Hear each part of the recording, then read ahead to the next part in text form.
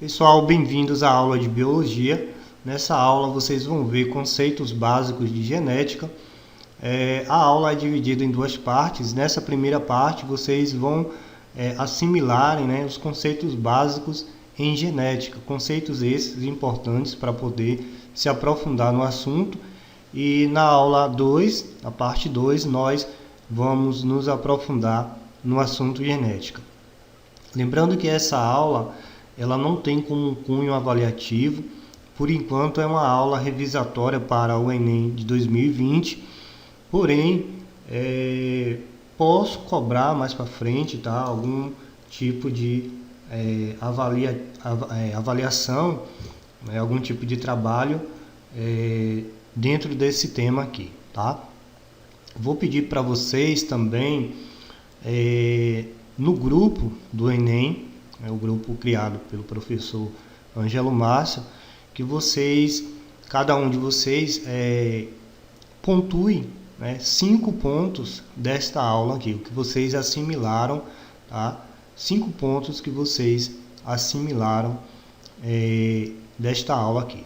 Pessoal, observe essa imagem, um grupo de seres humanos,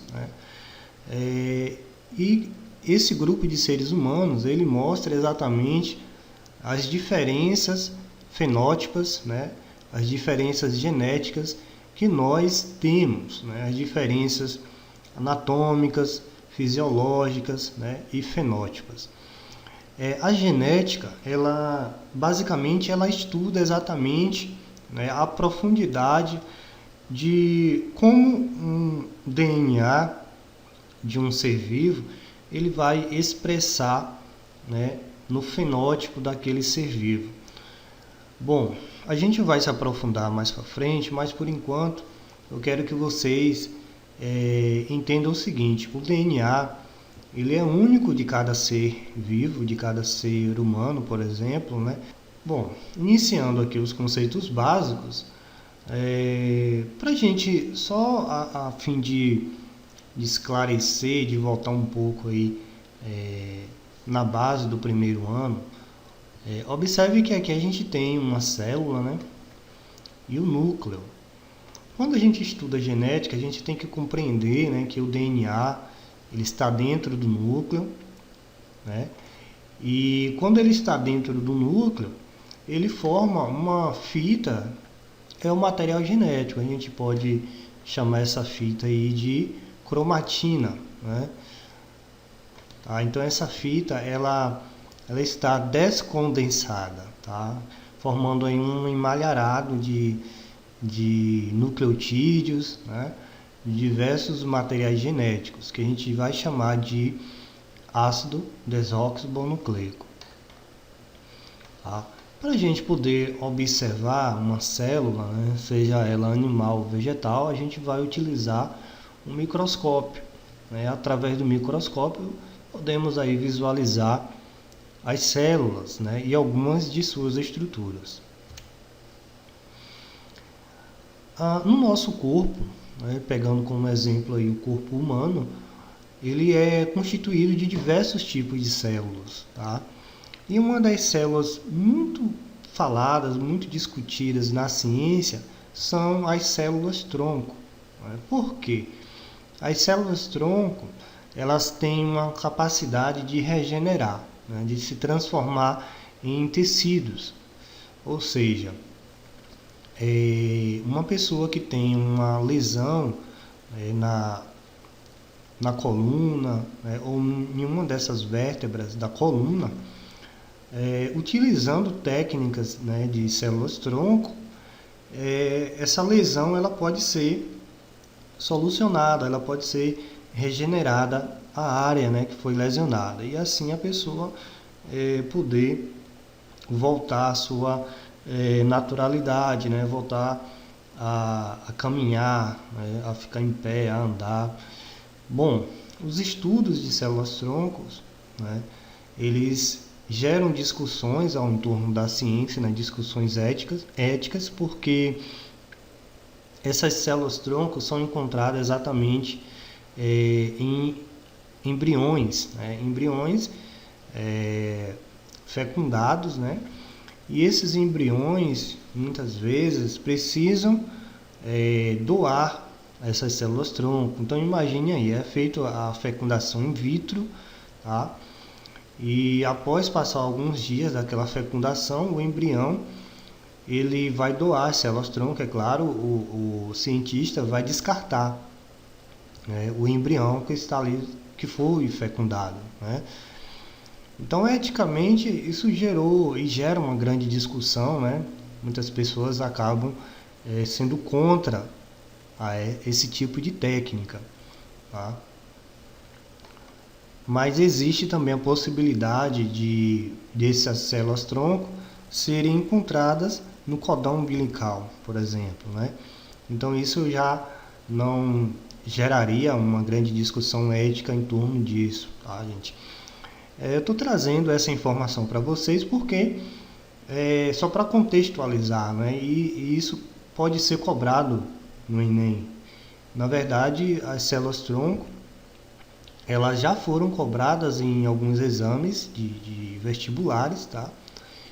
Então, pode ser cobrado no Enem também. Uma outra coisa básica também para vocês compreenderem, né, é a composição química da célula. É importante vocês saberem que a célula animal, vegetal, ela é composta de 5 substâncias, né? 5 principais substâncias, que é água, tá? Na sua grande maioria, carboidratos, proteínas, lipídios e sais minerais, né? Essas 5 substâncias compõem quase que totalmente, né, o corpo de uma célula. E o ácido desoxibonucleico, né, o DNA. O DNA ele é um material genético, né, constituído de nucleotídeos. Nucleotídeos são uma base, né, de substâncias que são interligadas entre si, né, formando essa macromolécula que a gente conhece, tá?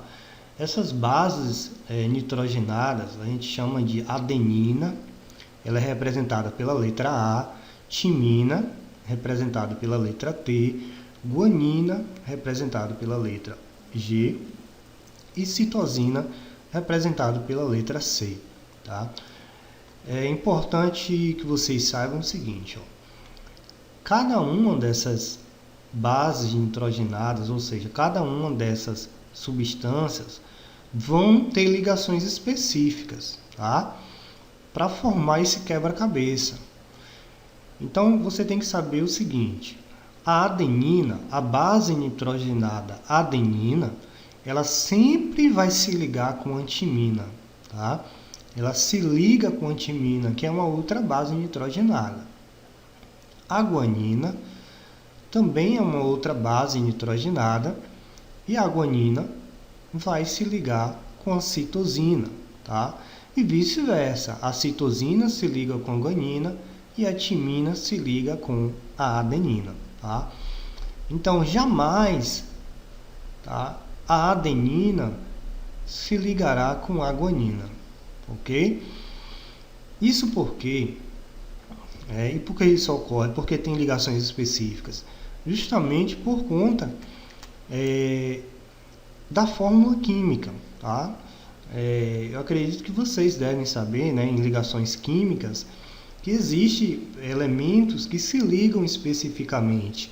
Então, cada base dessa aqui, né, a gente chama de bases púricas, tá? E as bases pirimídicas. Então, cada base púrica vai se ligar, né, entre si e vice-versa também, tá? Mas vocês vão compreender isso mais à frente, ok? Bom, uma outra questão que vocês também devem compreender e assimilar é essa palavra aqui, hereditariedade, né? A hereditariedade é um processo genético onde os genitores passarão características genéticas, né, para seu descendente, ok? Então, os pais passarão para os seus filhos características hereditárias, né? Por exemplo, cor do olho, cor do cabelo, cor da pele. Essas características hereditárias, né, elas estarão presentes no gene, tá? Que é uma parte do DNA, ok? Bom, agora que a gente compreendeu hereditariedade, né, que é um processo genético onde pais passam para os seus descendentes características, né? A gente vai compreender também aqui agora esses dois termos, que é importante. É muito falado isso em questões de genética, principalmente no Enem, quando cai uma questão em genética, geralmente é falado, é citado genótipo e fenótipo, tá? Genótipo, gen vem de gene, né? Genótipo. O genótipo é a constituição, é o conjunto genético de um indivíduo, tá? O genótipo, por exemplo, é da cor do olho, né? É o gene que define aquela cor do olho. O genótipo da cor da pele, da cor do cabelo e assim por diante, ao gene, ao DNA que define aquela característica, tá? Então, sempre que vocês ouvirem falar em genótipo, né, aquela questão está se referindo ao conjunto genético, né? Ou seja, ao DNA, ao gene, ao cromossomo, ok? E fenótipo é a característica que se expressa, né, devido à presença daquele gene, devido à presença daquele DNA. Então, fenótipo é tudo que a gente vê, é o que é expressado a olho nu. Por exemplo, a cor do olho, né? A cor do olho castanho, por exemplo. Se eu olho a cor do olho castanho, vejo ali a cor castanha, eu estou vendo o fenótipo. Mas eu não estou conseguindo ver o genótipo, ou seja, eu não estou conseguindo ver o cromossomo, né, que define aquela cor castanha ao olho, entendeu? Então, genótipo a gente não consegue ver porque está contida lá no DNA. Fenótipo a gente consegue observar, né, porque é o que se expressa, é aquela característica observável. Sendo assim, é importante vocês compreender essa equação aqui, ó. Fenótipo, ou seja, aquelas características observáveis, é igual ao genótipo, ou seja, ao DNA, ao material genético, mais a ação do meio ambiente. Tá? O meio ambiente ele tem capacidade de alterar o fenótipo. Tá? Não somente o genótipo vai expressar a característica, mas o meio ambiente ele tem capacidade de modificar o fenótipo, certo? A depender do tipo, por exemplo, de região que um determinado ser vivo vive, né? O fenótipo dele pode ser bem diferente, bem distinto por conta daquela influência, né? Então, por exemplo, o pH elevado da água, a incidência de calor, né? A incidência de frio, tudo isso influencia também no fenótipo, tá? De um determinado ser vivo, ok? Bom, agora que a gente observou aí alguns conceitos básicos da genética, vamos mergulhar um pouco aí na história da genética, né? O Gregor Mendel, né, ele é considerado o pai da genética, né, porque através deles as pesquisas em genéticas iniciaram, tá? Basicamente assim, ele vivia em um mosteiro na Áustria, né? Ele era sacerdote e ele começou a fazer algumas pesquisas com ervilhas, né? Algumas ervilhas davam sementes amarelas, outras ervilhas davam sementes verdes, né? Então isso chamou a atenção dele, né? O porquê dessas diferenças de cores, né? O que era que tinha por trás disso que influenciava essas mudanças, essas características distintas entre uma ervilha e outra. Então ele começou a fazer alguns experimentos até que ele desenvolveu algumas ideias que a gente tem como a primeira lei de Mendel e após isso a segunda lei de Mendel, tá? Que a gente vai estudar mais adiante. Mas por enquanto é importante que vocês saibam disso, né? Essa base histórica aí. No livro de vocês tem um pouco da biografia do Gregor Mendel. Bom, e após 70 anos, né, aproximadamente, dois cientistas, né, Francis Crick e James Watson, dois cientistas aí, um era bioquímico, o outro acredito que era biólogo, eles começaram a indagar, a pesquisar sobre o DNA, né? Se aprofundaram em pesquisas. Imagine, 70 anos atrás, quando não existia computadores, programas sofisticados para rodar simulações, eles já desenvolviam essas pesquisas moleculares em DNA. E o que eles fizeram exatamente foi o quê? Modular, né, aquele conhecimento, né, que ele já tinha ali, aquelas referências que ele já tinha, eles modularam, eles colocaram ali em forma a molécula do DNA. Né? E como eles fizeram isso? Eles estudaram exatamente a bioquímica do DNA. Né? Eles juntaram ali os conhecimentos biológicos e os conhecimentos químicos e, através disso, eles fizeram em analogias de como deveria ser a molécula do DNA.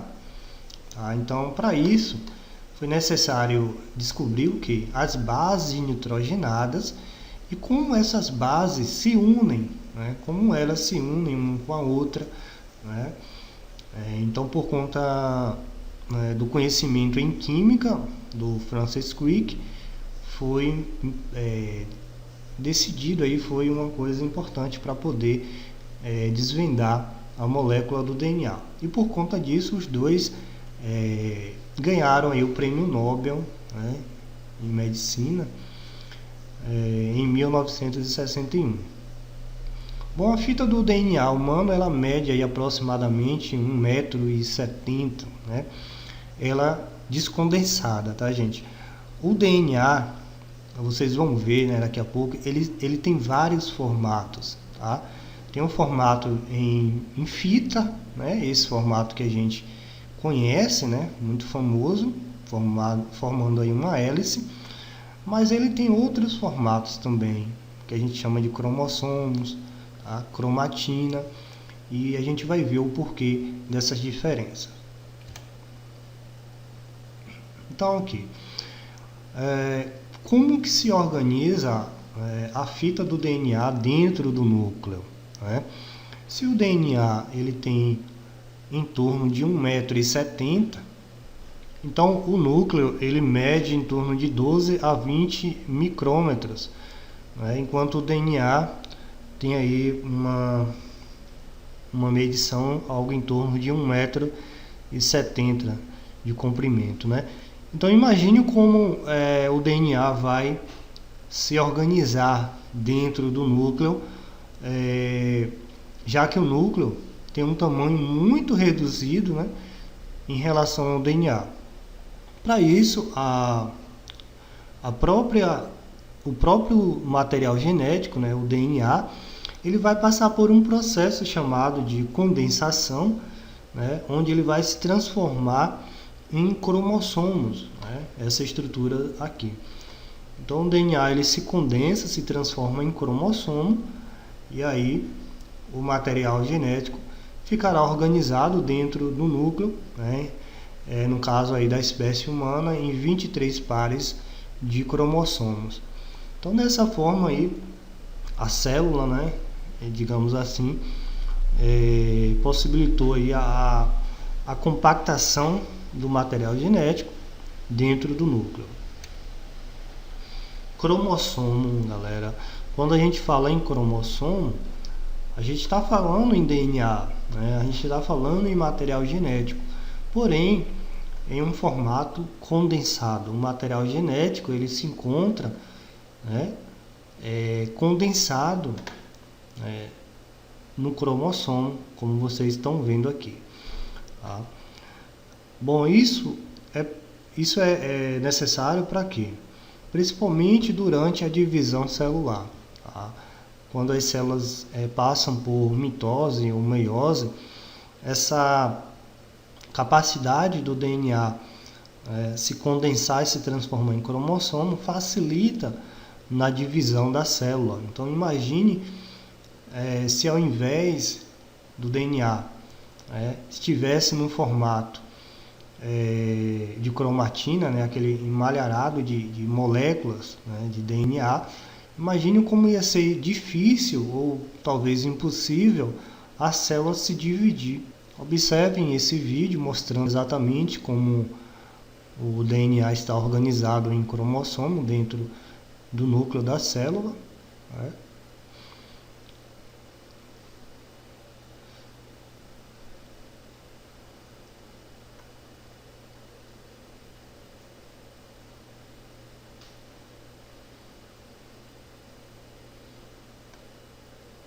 Então, toda essa molécula de cromossomo é o DNA, tá? Em formato condensado.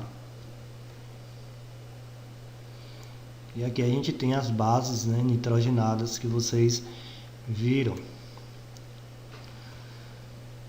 Portanto, galera, a hereditariedade, né, ou seja, a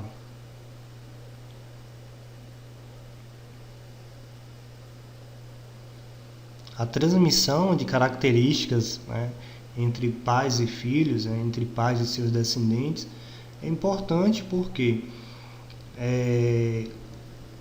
a variabilidade genética ocorre, né, de uma forma muito ampla, né, porque existe a mistura, né, a junção de materiais genéticos distintos e com isso a variabilidade genética amplia, né, aumenta. Então no DNA a gente vai conter todas as informações genéticas dos seres vivos, né, seja ele humano, animais, vegetais também, e ela é uma dupla fita, né, interligadas por bases nitrogenadas, que a gente chama de adenina, timina, citosina e guanina.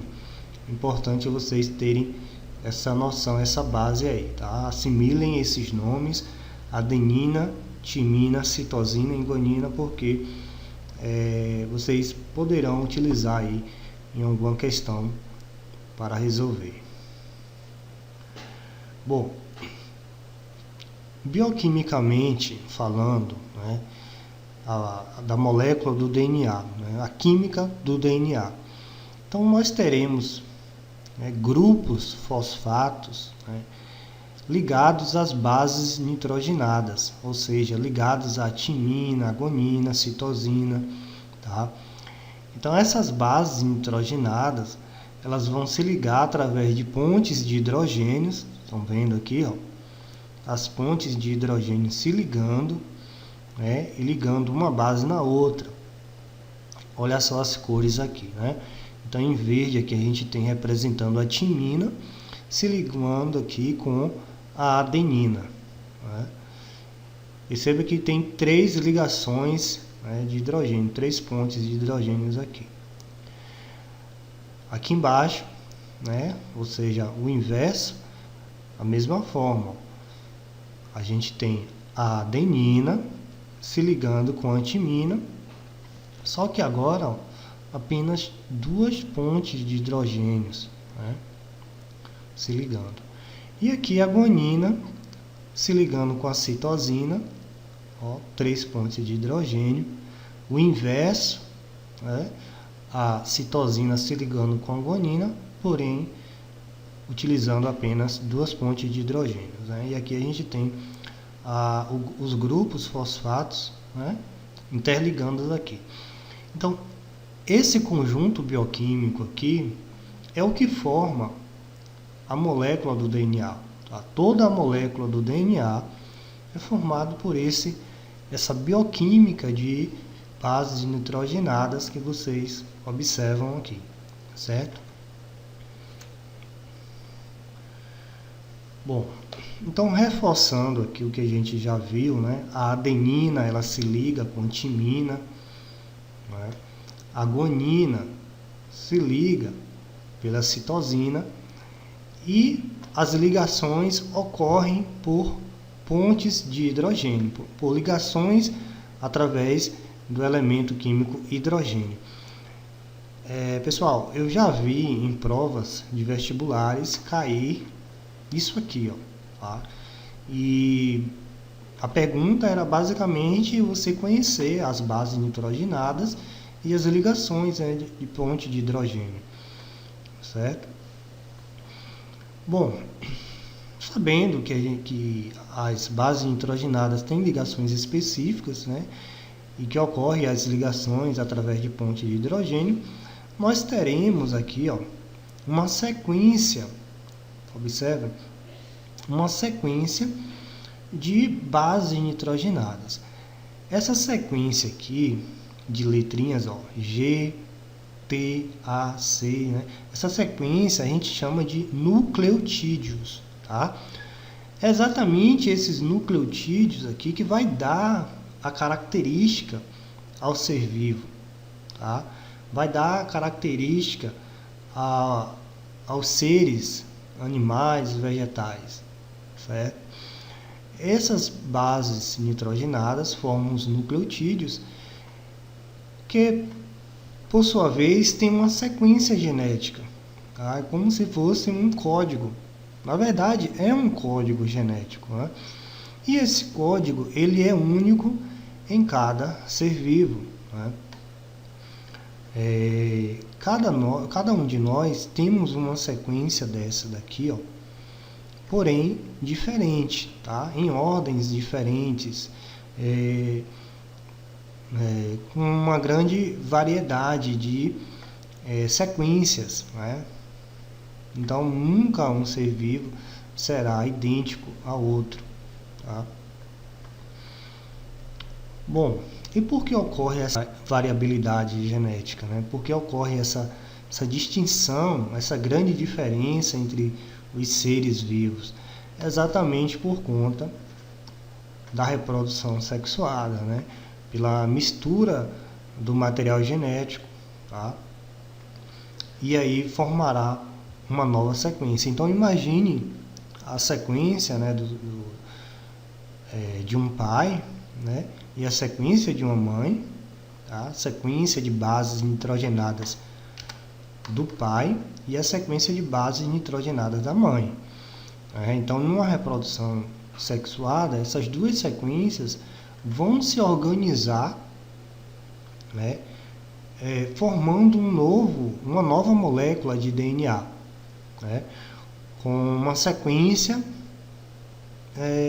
digamos que diferente da do pai e da mãe, porém não tão diferente, não tão distante, tá? Então, nós teremos aí uma nova sequência genética, ou seja, de um novo ser vivo, né, do seu descendente. Porém, essa nova sequência genética não sofrerá tantas alterações se a gente for comparar com a sequência do pai e a sequência da mãe. Então é através disso, dessa base de conhecimento genético, que é possível descobrir quem é, por exemplo, o pai de um filho, né, um pai de uma criança, né? E através do exame do DNA, né, é analisado exatamente a sequência genética, né, através de um processo chamado PCR, e aí é possível descobrir, né, através da sequência. A sequência vai deixar um rastro, né, em uma bandeja, e esses rastros é como se fosse essa sequência, tá? Então é possível descobrir através também exames de autópsia, né, exames da justiça forense, é possível descobrir, identificar corpos, né? Então tudo isso, o DNA, esse conhecimento genético é aplicado. Então Chargaff, que foi um cientista, um químico, né, ele estudou as bases nitrogenadas do DNA, ele chegou a conclusões, né, sobre a quantidade específica aí das bases nitrogenadas em uma molécula de DNA. Por exemplo, se em um determinado cromossomo, né, tem 10 bases nitrogenadas da timina, e eu sei que a timina ela só se liga com adenina, logo eu posso deduzir que eu tenho também nessa mesma composição molecular, eu vou ter também 10 adenina, né? Se elas fazem ligações específicas uma com a outra, né? Timina com adenina. Então, logo, a mesma quantidade de uma será a mesma quantidade da outra. Assim, ocorre também com a citosina e a guanina, né? Porque elas fazem ligações específicas. Então, se numa base molecular temos 1000 citosinas, né, 1000 bases nitrogenadas da citosina, logo eu também vou ter 1000 bases nitrogenadas da guanina, né? Ou seja, são equivalentes.